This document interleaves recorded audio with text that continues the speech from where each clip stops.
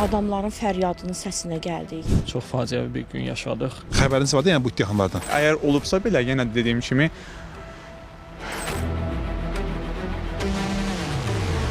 Noyabrın 21-də paytaxtın Yasamal rayonu Mirəli Seydo küçəsində yanğın baş verən və 3 nəfərin həyatını itirdiyi çoxmərtəbəli yaşayış binasının qarşısındayıq. Hazırda binada ümumiyyətlə yaşayış yoxdur və bütün sakinlər qohumlarının, yaxınlarının evlərinə köçürülüblər, məskunlaşıblar və bina tamamilə qaranlığa qərq olub. Hal-hazırda qohumların evində məskunlaşırıq, amma vəziyyət odur ki, dünən çox acınacaqlı, çox faciəvi bir gün yaşadıq. Təəssüflər olsun, 3 sakinimiz dünyasını dəyişdi. Aidiyyatı qurumlar araşdırma aparıb cəzasını verəcəklər bu hadisəyə səbəb olan şəxslər. Gördüyünüz kimi binanın bütün işıqları sönüb, binada bütün kommunikasiya xəttləri kəsilib. Yəni hal-hazırda yaşayış mümkünatdır. Adamların fəryadının səsinə gəldik. İniltisi qışqırırdılar. Elə hələ də o səslər qulağımdan getmir. Kömək istəyirdilər. O yuxarıda 12-ci mərtəbə boğuluruq.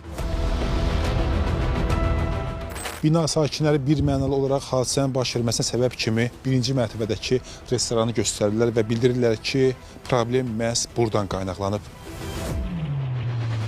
binadan tam ayrı elektrik xəttə çəkilibdir.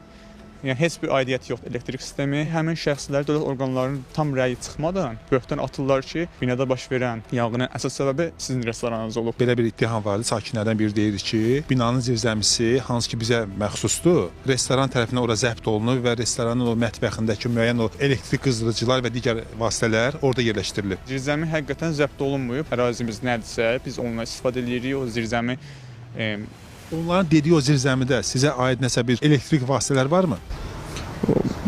bu barədə məlumatım yoxdur. Qeyd edim ki, binanın ətrafı hazırda polisiya əməkdaşları tərəfindən təhlükəsizlik və müəyyən araşdırmalar səbəbilə nəzarətə götürülüb.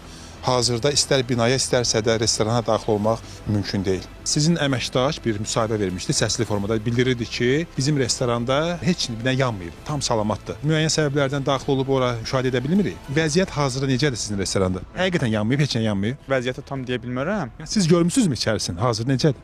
İçərisi tam demək olar ki, əgər olubsa belə, yenə dediyim kimi, iddia var idi ki, sakin tərəfindən ki, bizim sakin getmişdi ora, orada iyi gəlirdi, gedib ki, görsün nədir, restoran əməkdaşları tərəfindən həmin sakin döyülüb. o həmin şəxs gəldi, elektrikin açarını istədi. Həmin şəxs içki vəziyyətdə olduğu üçün, ona görə də biz açarı vermək istəmədik. Biz ona yönəltdik komendanta, o gəldi, zor tətbiq elədi, hətta əlindəki tualetlə qapını sındırmağa çalışırdı. Onu döydünüzmü? Elə bir hal baş vermədi, sadəcə onu zərərsizləşdirməyə çalışdıq. Yəni döyülmədi. Xeyr, döyülmür. Belə başa düşdüm ki, hazırki vəziyyətdə